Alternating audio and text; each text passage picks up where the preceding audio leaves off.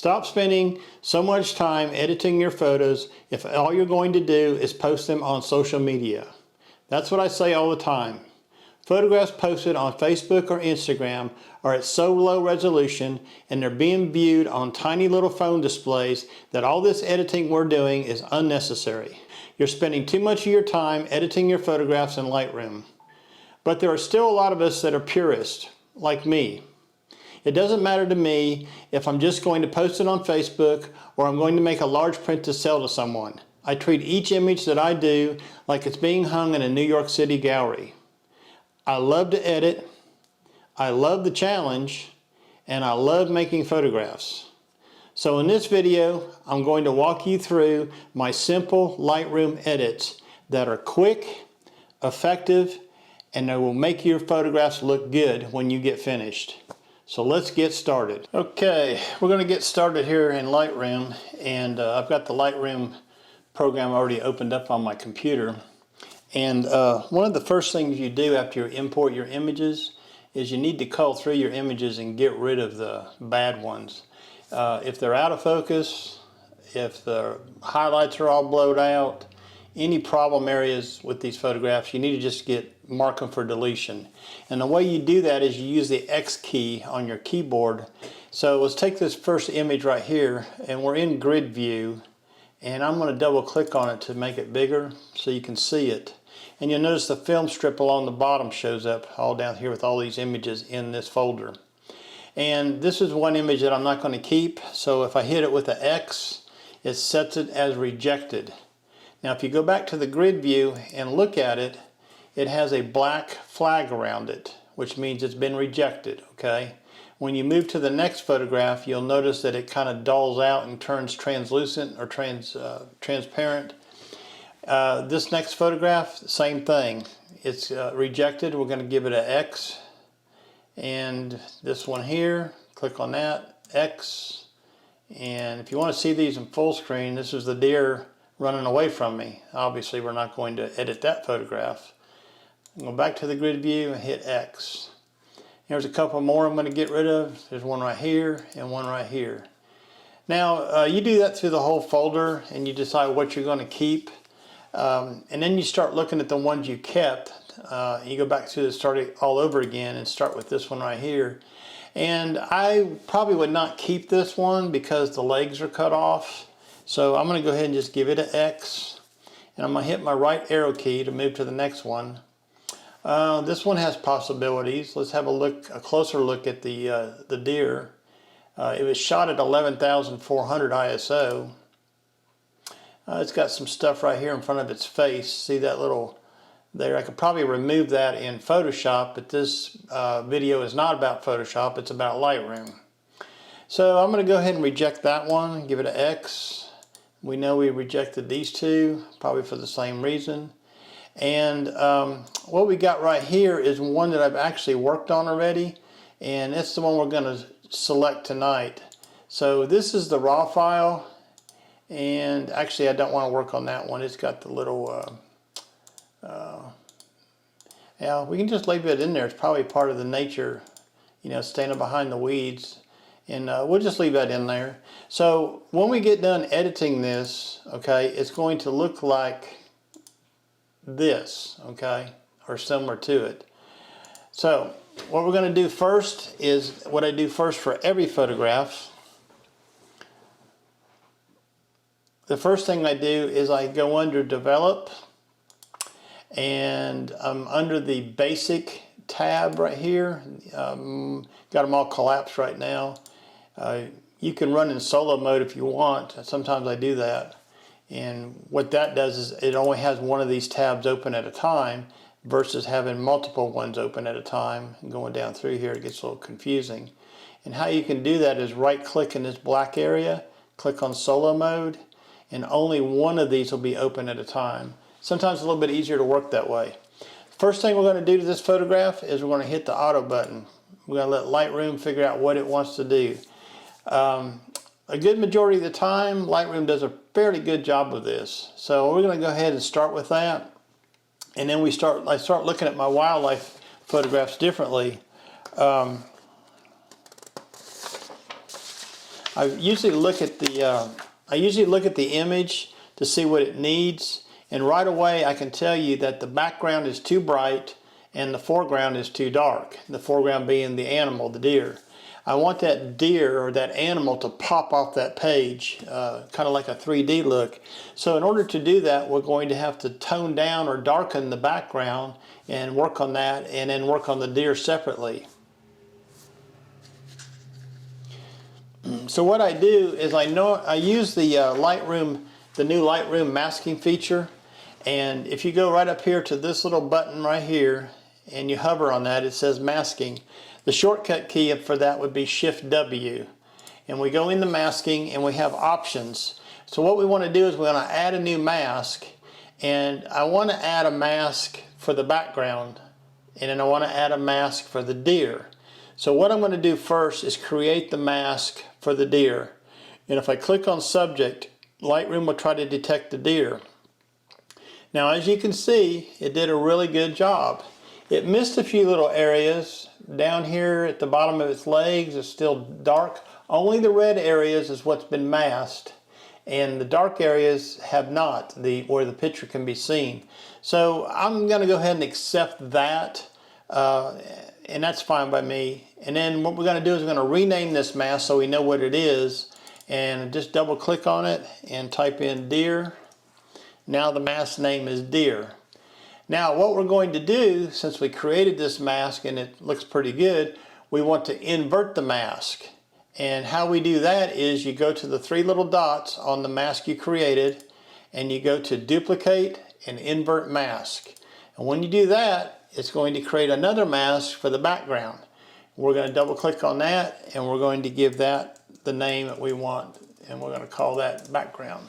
Okay, so now we got the deer mask and we got the background mask. So I'm going to work on the background first. So right away we've got this show overlay button checked, and the overlay color is red. If you don't want to see that while you're working on it, you can unclick it.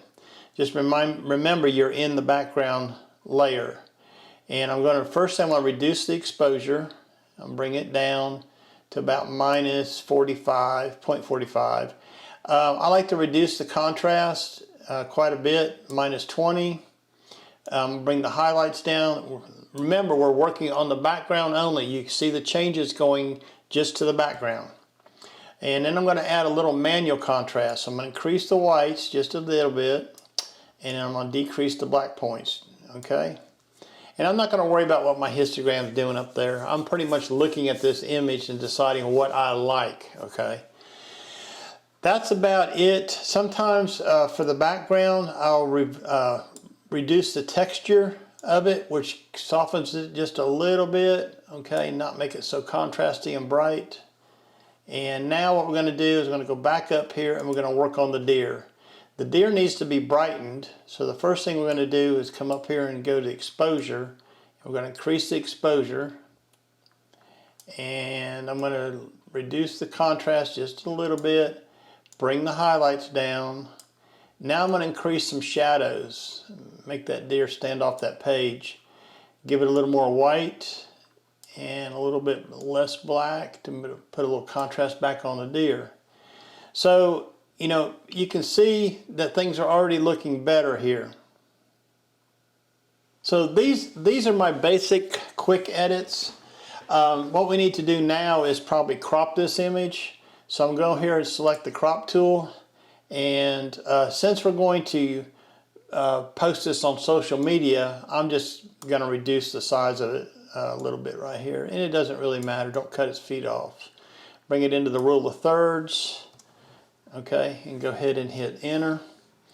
And then what we're going to do is there's some noise in here, and you probably wouldn't notice that on Facebook, but I like to go ahead and just use the denoise tool that's in Lightroom. And if you go down here, we're going to do two things in the detail area. We're going to increase the sharpening. We're going to give it 40, and 0.5 is the radius I like to use, and the detail is 100%. And then I'm going to hold down the Option key or the Alt key and drag my masking slider to the right. till we just get the fringes and the edges of the items that are in the photographs, the deer, the leaves, what have you. Okay, and that's looking pretty good. And now what we're going to do is the new Lightroom has a denoise feature built into it. So if you're on the subscription plan, you have this. If you're still stuck on Lightroom 6, you don't have this. You'll have to use some other denoise program like Topaz or something. But again, this video is about Lightroom. So we're going to hit the denoise and let this work. And I'm going to increase this amount right here because there is quite a bit of noise in this photograph.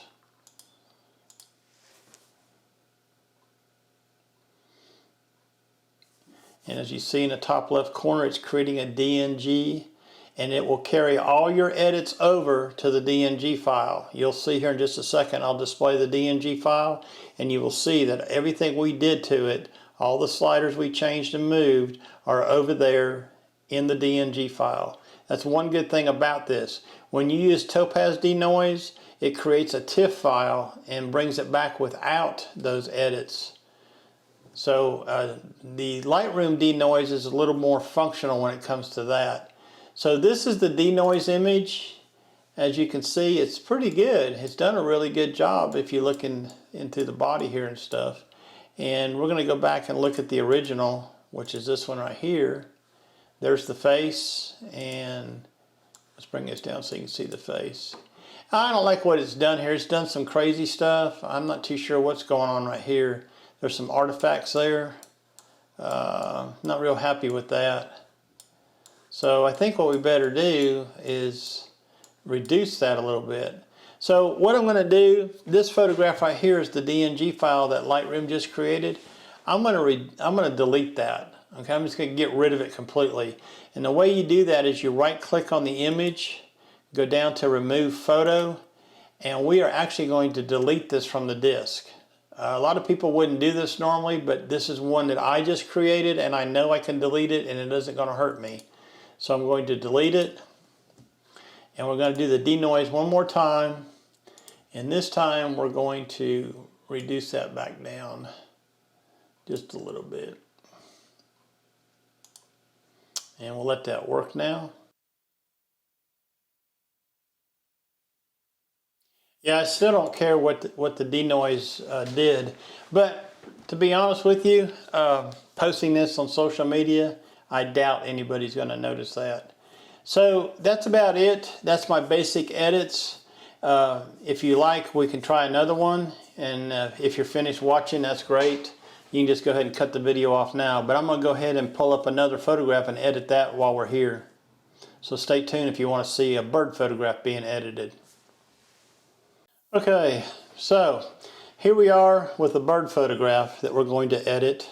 It has an ISO of 3600. This particular photograph here was shot with the D500 at f5.6 using the 500 PF lens. So we're going to go into the Develop module and the Basic tab. And what we're going to do is, just like I said before, we're going to hit the Auto button and let Lightroom do its thing. And now what I want to do is the same thing. I want to darken the background a little bit, and I want to lighten the bird and maybe the log it's standing on. So I'm going to go into the Lightroom masking option. I'm going to click Subject, and as you see, it's picked the bird and some of the log right here. Well, I'm going to show you how to remove that. So while we're here, we're going to click on the Subtract button. We're going to select a brush, and we're going to paint, holding down the mouse key. We're going to paint that mask out of there, okay, because we don't want that affected. And there's a little bit right here. Let me go in right here between its legs. Probably won't matter too much. I had to make the brush a little smaller. You can use the square brackets, or the left square bracket or the right square bracket, to increase the brush size. So we're just going to go ahead and name that mask. We're going to call it Bird. And we're going to invert the mask. So to do that, you click on the little three dots in that mask, and we're going to say duplicate and invert it. And we're going to give it a name and call it Background. I just double click on that name and it lets me change it. And we're going to work on the background first. So when you click on background, you get your masking options for that excuse me. When you click on the background, you get the masking options sliders. So the first thing I'm going to do is reduce the exposure. And there's some highlights in this area. I think I want to go ahead and bring those on down. Yeah, darken that just a little bit. Look how that bird's starting to pop off that page already. I'm going to reduce the shadows. And I'm going to go ahead and bring the whites down a little bit. And one more thing I want to do is reduce the texture. Just a little bit like that. That looks pretty good. Now we're going to work on the bird, okay? Same thing, we start back here at the top. Right away, if you turn this overlay off, you can see that there seems to be just a tad bit of blown out highlights here. And if you look at the histogram, it's just a little bit right there. We can turn that on and it shows it. See how it shows it on the bird, where it's at, right there? So what I'm going to do is reduce the highlights. I'm going to leave that turned on. Reduce the highlights till that disappears. Okay, we've lost detail there. We cannot gain that back. It's unfortunate. So you have to watch that when you're shooting these photographs. Anyways, I'll bring the overlay back, and I think we'll go ahead and reduce the whites a little bit. And then we're going to increase the shadows. Okay, and just a little bit of exposure. Looking pretty good so far. I want to give it a little contrast. So I'm going to bring the whites back up. No, I'm not. I'm going to bring them back down. I'll reduce the black points just a hair. Okay, now it doesn't look too bad. One of the things I want to accentuate here is the eyes. They're a little bit dark right there. So I'm going to zoom in and look at those for a second. And I'm going to create another mask. But this time I'm going to use my brush tool. And I'm going to come over here and brush on this and just that area right there. And for that mask, I'm just going to increase the shadows and bring that eyeball up just a little bit. So now when we zoom back out, you can see, click off the mask, it's not looking too bad right there. So it has a little bit of noise in it, and I think I want to crop it some first. So let's go ahead and crop it. And I'm going to do it like this, and I kind of like that. It's on the rule of third line right there. I hit the enter key, and I'm going to go ahead and use the Lightroom denoise after I apply some sharpening. So I'm going to apply some sharpening first, and this is what I like. These are my settings, okay? And then I'm going to take my masking and hold down my Alt key or my Option on a Mac and increase my mask, so just the fringes of the bird are being sharpened, okay? And then I'm going to go ahead and apply some denoise. And let's see how this does this time. Nothing with that. The final thing I'm going to do is I'm going to add a little bit of vignette, okay? So I'm going to close the masking option, and I'm going to go down here to, where's it at?